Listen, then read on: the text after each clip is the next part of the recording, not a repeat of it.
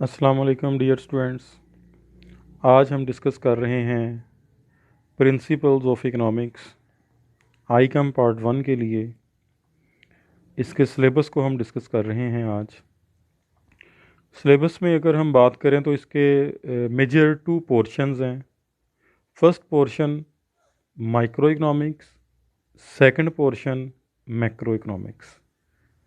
Micro economics की अगर हम बात करें तो माइक्रो इकोनॉमिक्स की पेपर के लिए जो वेटेज है वो 64% है। मैक्रो इकोनॉमिक्स की बात करें नंबर 2 पे तो इसकी पेपर के लिए जो वेटेज है वो 36% है। तो सबसे पहले हम बात करेंगे माइक्रो इकोनॉमिक्स की। माइक्रो इकोनॉमिक्स के जिसकी वेटेज आपके पेपर के लिए 64% है, उसमें सबसे पहले फर्स्ट आपका चैप्टर है व्हाट इज़ इकोनॉमिक्स। इसमें हम इकोनॉमिक्स की नेचर, स्कोप, बेसिक जो डेफिनेशंस हैं Adam Smith, Marshall, Robbins, economic laws, importance of economics, economic analysis, ये चीज़ें हम फर्स्ट चैप्टर में डिस्कस करेंगे। सेकंड चैप्टर आपके पास है डिमांड एंड सप्लाई, और इसके साथ ही जो टॉपिक दोनों को इकट्ठे करके हम लिखते हैं मार्केट इक्विलिब्रियम, वो भी इसी में शामिल है। डिमांड और सप्लाई में हम individual and market demand discuss करेंगे, चेंजेस इन डिमांड डिस्कस करेंगे, इलास्टिसिटी ऑफ डिमांड डिस्कस करेंगे, measurement of elasticity of demand discuss करेंगे। उसके बाद supply, law of supply, supply and stock, elasticity of supply, ये हम डिस्कस करेंगे। साथ इसमें चेंजेस इन सप्लाई और measurement of elasticity of supply के टॉपिक्स भी शामिल हैं। सेकंड चैप्टर में ही डिमांड एंड सप्लाई में equilibrium with demand and supply, जिसको हम कहते हैं मार्केट इक्विलिब्रियम, जो ड्यूरेबल गुड्स केस में और पेरिशेबल गुड्स केस में होता है, वो भी आपका इसी सेकंड चैप्टर में ही आ जाएगा। तीसरा चैप्टर हमारे पास है कंज्यूमर्स डिमांड थ्योरी। इसमें मेजर 2 क्वेश्चंस हैं, law of diminishing marginal utility और law of equi marginal utility. Micro economics की अगर हम बात करें तो ज़ाहिर है पेपर में माइक्रो इकोनॉमिक्स को भी 2 पार्ट्स में डिवाइड किया जाता है शॉर्ट क्वेश्चंस के लिहाज से। तो आपका जो फर्स्ट पार्ट है वो इन्हीं फर्स्ट 3 चैप्टर्स के ऊपर कंसिस्ट कर रहा होता है। इसमें से 5 MCQs, 9 आपके जो 9 शॉर्ट क्वेश्चंस हैं 6 करने होते हैं, और 2 आपके इसमें से पहले 3 चैप्टर्स में से आपके 2 लॉन्ग क्वेश्चंस आते हैं।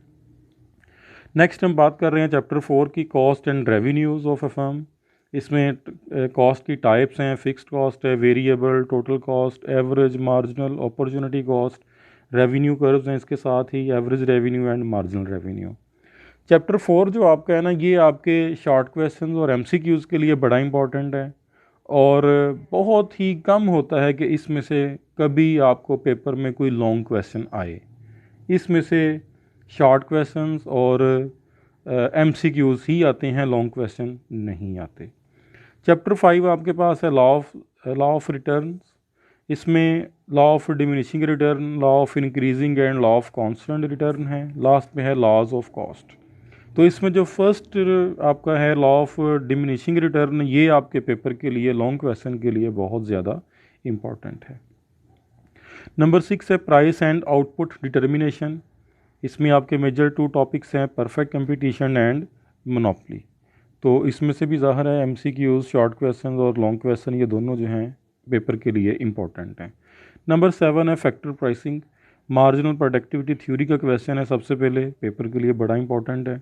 और फैक्टर प्रोडक्टिविटी शॉर्ट इंट्रोडक्शन है, तो इसमें से मतलब ये बात करने का कि लॉन्ग क्वेश्चंस के ज़्यादा चांसेस नहीं होते। इसमें हम फैक्टर्स ऑफ प्रोडक्शन की बात करेंगे, land, labour, capital and organisation. तो ये चैप्टर 4 से चैप्टर 7 तक आपके माइक्रो इकोनॉमिक्स का जो पोर्शन है, आपका जो एनुअल पेपर है, उसका ये सेकंड पोर्शन होगा। इसमें से सिर्फ एक लॉन्ग क्वेश्चन आता है। उसके बाद हम जा रहे हैं आपके सिलेबस के सेकंड हिस्से की तरफ और आपके पेपर के थर्ड पोर्शन की तरफ, जिसको हम कहते हैं मैक्रो इकोनॉमिक्स। मैक्रो इकोनॉमिक्स के लिए अगर हम बात करें तो इसमें ओवरऑल पाकिस्तानी इकोनॉमी जो है, एग्रीगेट एक्टिविटीज़ को हम, नेशनल इकोनॉमी को इसमें हम डिस्कस करते हैं। और इसकी इम्पॉर्टेंट बात ये है कि ये प्योर थेरेटिकल है, इसमें टेबल और डायग्राम्स नहीं है। जो बच्चे टेबल डायग्राम से परेशान होते हैं तो उनके लिए इसमें ये एक सहूलत है इस तरह से कि इसमें टेबल डायग्राम्स मौजूद नहीं है। और ये आपके पेपर की 36% इसकी वेटेज है। इसमें से 39 मार्क्स का पेपर आता है और इस पेपर में से ज़ाहिर है आप 5 नंबर के MCQs कर सकते हैं, 12 नंबर के आप शॉर्ट क्वेश्चंस कर सकते हैं, 16 नंबर के आप इसमें से ये लॉन्ग क्वेश्चंस कर सकते हैं।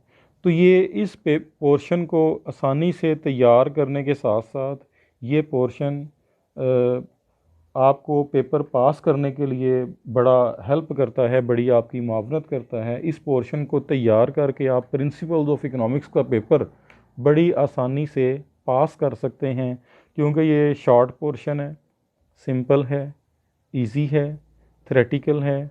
2 लॉन्ग क्वेश्चंस आप कर सकते हैं 16 मार्क्स के लिए, 12 आप इसमें से शॉर्ट क्वेश्चंस कर सकते हैं,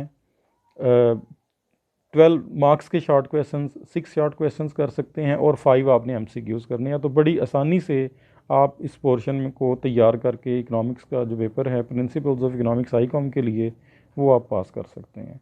तो इसमें सबसे पहले हमारे पास है national income and money. First 2 chapters हैं, इन दोनों चैप्टर्स में से एक आपका लॉन्ग क्वेश्चन आता है लाजमी तौर पे। इसमें नेशनल इनकम के कॉन्सेप्ट्स हैं, कॉन्सेप्ट्स का शॉर्ट क्वेश्चन आता है, मेजरमेंट है, ये लॉन्ग क्वेश्चन में आ सकता है, साथ में डिफ़िकल्टीज़ हैं और circular flow of national income है। ये आमतौर पे ये भी चीज़ें शॉर्ट क्वेश्चंस में ही पूछी जाती हैं। नंबर 2 पे है what is money, functions of money, quantity theory of money, inflation, deflation and it's effects. ये जो क्वेश्चंस हैं ये आपके लॉन्ग क्वेश्चंस के लिए भी बड़े इंपॉर्टेंट हैं चैप्टर 2 के। उसके बाद अगर हम बात करते हैं चैप्टर 3, 4 एंड 5 की, तो इन तीनों में से trade cycle, international trade and public finance, इन तीनों चैप्टर्स में से आपको पेपर में एक लॉन्ग क्वेश्चन आता है, ठीक है। और बाकी इसमें ज़ाहिर है तीनों में से एक एक MCQ और शॉर्ट क्वेश्चंस भी आते हैं। ट्रेड साइकिल के 2 सवाल हैं, phases of trade cycle, theories of trade cycle. इसमें जो पहला सवाल है फेजेस ऑफ ट्रेड साइकिल, ये बहुत ज़्यादा इंपॉर्टेंट है। उसके बाद है नंबर 4 पे chapter international trade, role of international trade, specialisation in international trade, comparative advantage, balance of payment. तो इसमें जो फर्स्ट क्वेश्चन है रोल ऑफ इंटरनेशनल ट्रेड और लास्ट क्वेश्चन है balance of payment, how to correct the balance of payment and causes of unfavourable balance of payment. ये 2 आपके सवाल हैं जो लॉन्ग क्वेश्चंस के लिए इंपॉर्टेंट है। आखिरी चैप्टर है मैक्रो इकोनॉमिक्स का, आपके सिलेबस का, पब्लिक फ़िनांस। इसमें पब्लिक फ़िनांस के कॉन्सेप्ट्स हैं, कैनन्स ऑफ टैक्सेशन है, ज़कात एंड उशर है। साथ में इम्पोर्टेंस की अगर हम बात करें तो इसमें से जो कैनन्स ऑफ टैक्सेशन है ये बड़ा इंपॉर्टेंट है। साथ में ज़कात और टैक्स में डिफरेंस, ये क्वेश्चन बड़ा इंपॉर्टेंट है। और इसी में एक क्वेश्चन है इम्पेक्ट और इम्पोर्टेंस ऑफ ज़कात एंड उशर। तो इस तरह से ये आपका जो सिलेबस है ये आपके पेपर के लिए आपके इम्पोर्टेंट जो पॉइंट्स हैं मैंने आपके साथ डिस्कस किए हैं। उम्मीद है कि आपको समझ आ गई होगी। तो फाइनल यही आपसे कहना है कि मैक्रो इकोनॉमिक्स और माइक्रो इकोनॉमिक्स ये आपके पेपर के मेजर 2 सिलेबस के पार्ट्स हैं। मैक्रो इकोनॉमिक्स पेपर को पास करने के लिए ये एक शॉर्टकट वे है, आप इसकी मदद से बड़ी आसानी से पेपर पास कर सकते हैं मैक्रो इकोनॉमिक्स को तैयार करके। और वेटेज वाइज बात करें तो माइक्रो इकोनॉमिक्स की वेटेज 64% और मैक्रो सेकंड पोर्शन आपका जो मैक्रो इकोनॉमिक्स है इसकी वेटेज है 36%। उम्मीद है कि आप तमाम स्टूडेंट्स को ये क्लियर हो गया होगा, समझ आ गई होगी। इसके अलावा भी अगर कोई प्रॉब्लम है तो उसको इंशाल्लाह हम नेक्स्ट डिस्कस कर लेंगे। अल्लाह हाफिज़।